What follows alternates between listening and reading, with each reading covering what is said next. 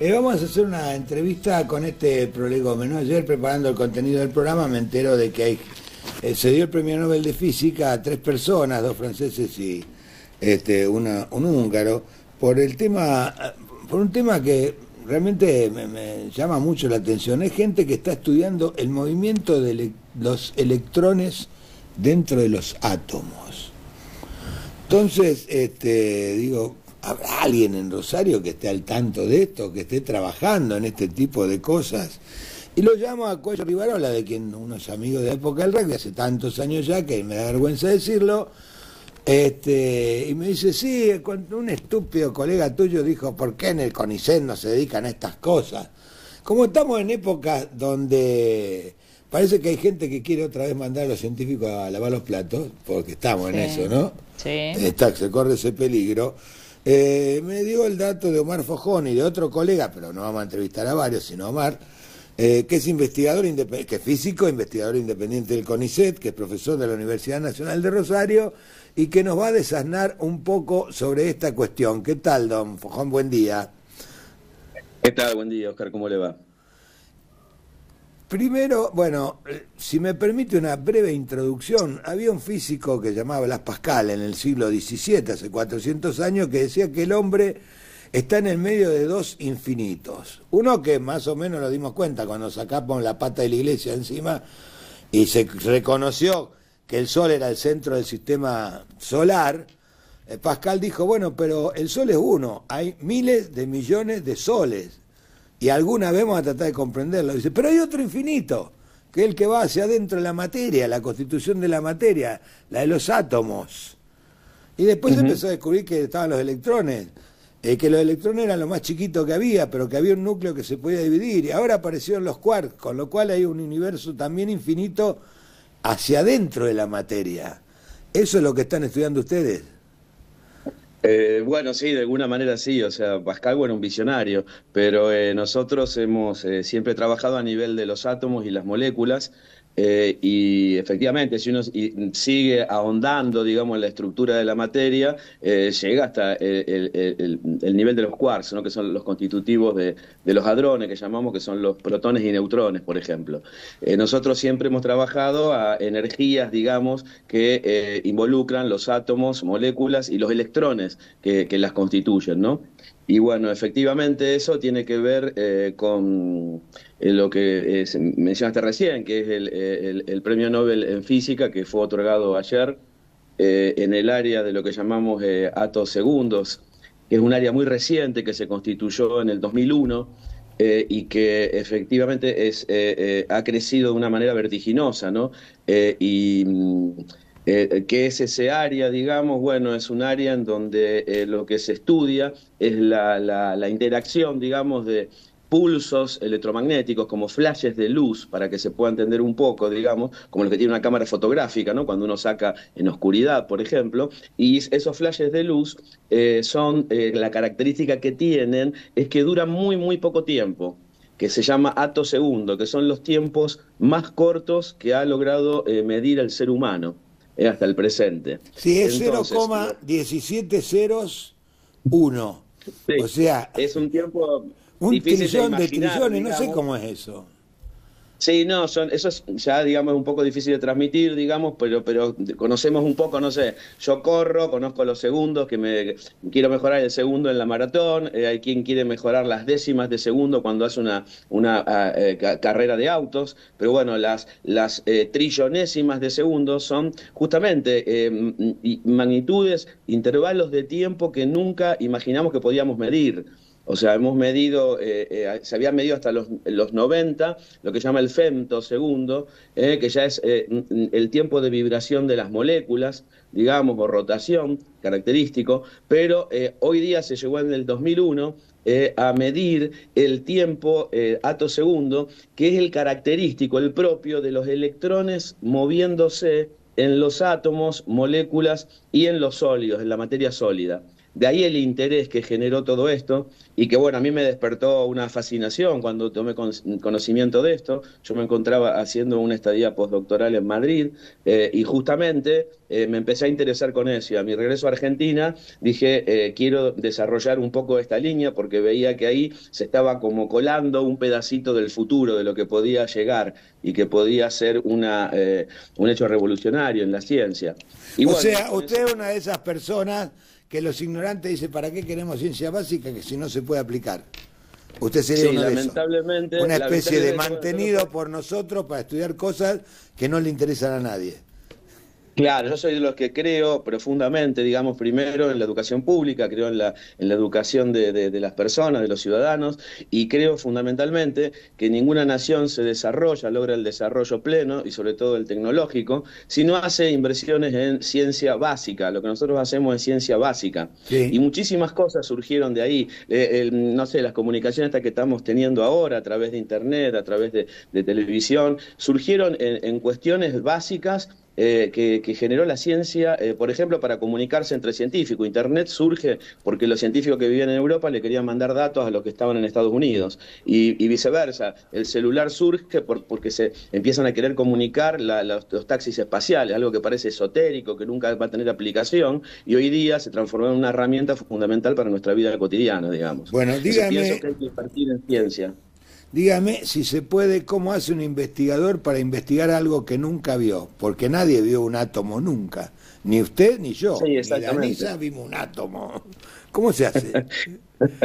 Bueno, yo tengo una charla que doy de divulgación en las escuelas, que me interesa mucho ir a las escuelas para despertar las motivaciones tempranas, y digo siempre, ¿se pueden ver los átomos? Bueno, usted mencionó a Pascal, Aristóteles, que era el físico, el filósofo físico griego por excelencia, él decía que, bueno, era muy difícil eso, porque aunque tuviéramos la vista del linceo, o sea, la vista del lince, la que nos permitiera ver a la materia en sus partes más y más pequeñas, nunca llegaríamos a ver, digamos, estos Bueno, elementos. Demócrito, que era contemporáneo, le dio el nombre. Tal cual. Átomo, sin parte, quiere decir. Tal Bueno, ¿y cómo cual, tal estudian cual. esto que no se puede ver?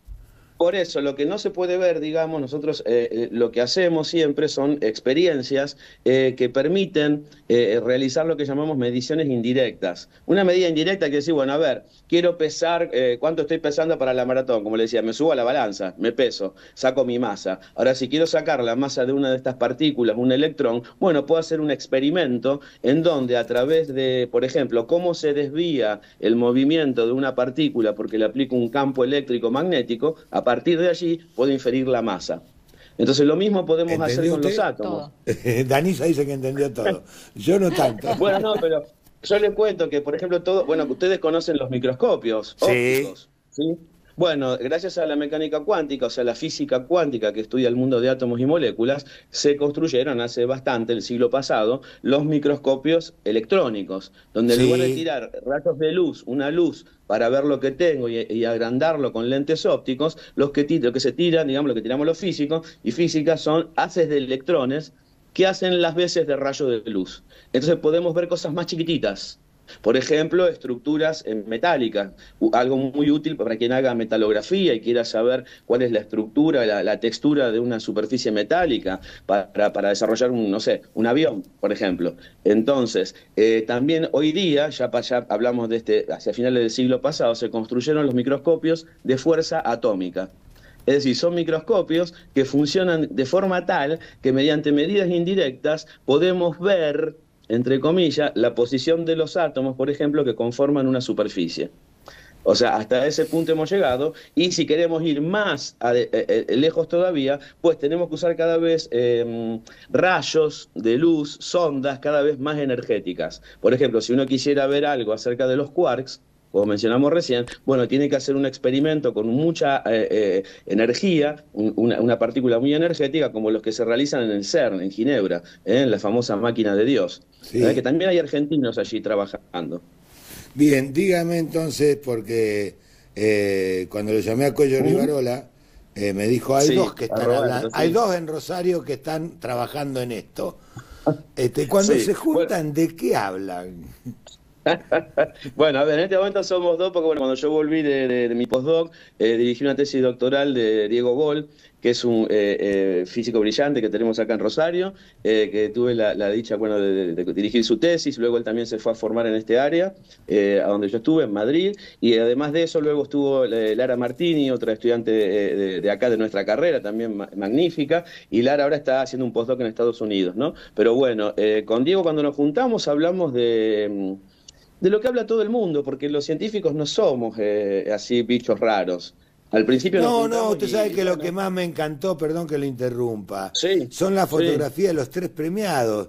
Están ahí con sus colegas y sus alumnos sí. festejando, uno levantando una copa de champán, el otro... Lo que pasa es que siempre en el medio se nos va a colar algo y vamos a empezar a hablar, bueno, de cómo está el tiempo, de cómo está el país, la difícil situación que estamos viviendo, qué se podría hacer para mejorarla, pero enseguida aparecen nuestras obsesiones, aparece, che, se me ocurrió algo, estuve pensando, mirá, y empezamos a hacer movimiento con muchas veces con las manos, porque los electrones y toda esta cosa tienen spin, se mueven Sí, para un lado, para el otro, entonces estamos siempre planteándonos cosas. Si vimos fotos de físicos o físicas en congreso, vamos a ver que gesticulamos mucho con las manos sí, para sí, intentar recuerdo en el imaginar. poli a mi profesor Nemec, que era un tipo, Bueno, bueno, palabras mayores. Fue mi profesor de química orgánica. bueno, Yo también soy del South todo te lo Poly. Y enseñaba él con las marcó mucho. manos y le seguíamos Sí, las manos y no sí, entendíamos bien qué era, pero bueno, para sí, dejar él marcó mucho tranquilo mi a la formación. gente, Omar Fojón, investigador independiente del CONICET, para dejar tranquilo a la gente que está Sí, preocupada porque gastamos plata en mantener científicos.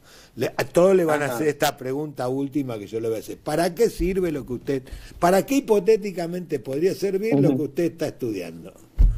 Correctamente. Nosotros hacemos, repito, ciencia básica, o Sí. sea, son resultados que no tienen una aplicación directa hoy, digamos, pero la ciencia básica es fundamental porque, por ejemplo, recordando la triste pandemia que vivimos en todo el mundo, estamos hoy protegidos porque hubo vacunas, digamos, y las vacunas no surgieron en un laboratorio comercial. Las vacunas se originaron en centros de investigación, en universidades donde se hace investigación en el Reino Unido, en Estados Unidos, Bueno, etcétera. usted acaba de dar un Ahora se pueden ejemplo, desarrollar aquí. acaba de dar un ¿Eh? ejemplo correcto. La húngara que fue premiada con el Nobel el lunes dijo, Sí, me cansé de pedir sí. subsidios que nunca me dieron. Apareció la pandemia, de golpe apareció la plata, Ujú. me hicieron las vacunas con el ARN mensajero, dos laboratorios se llenaron de plata, Tal cual. sobre la base de algo que se está investigando como teórico. Exactamente. O sea, lo que dije un poco antes también es eso, que yo no conozco país desarrollado en el mundo, desarrollado plenamente con ciencia y tecnología, sobre todo tecnología que sirva para el bienestar de la sociedad, que no haya invertido en ciencia básica. Porque nada surge de la nada, ¿eh? Para lograr un resultado importante, no sé, nosotros estos atopulsos son láseres, o sea, cuando hoy el láser está en todas partes, digamos, sin que lo sepamos, no solo los efectos de luces en espectáculos, también lo tenemos en las lectoras de CD que están en las computadoras, en las lectores de música, etcétera. Y Estamos eso surgió constantemente atravesados por la Cered. tal cual, y eso surgió como una investigación básica porque dos personas querían ver cómo se movía una molécula de amoníaco. O sea, exactamente a partir de eso surgieron dos cosas. Luego, aplicaciones tecnológicas, cuáles son los relojes atómicos para medir el tiempo.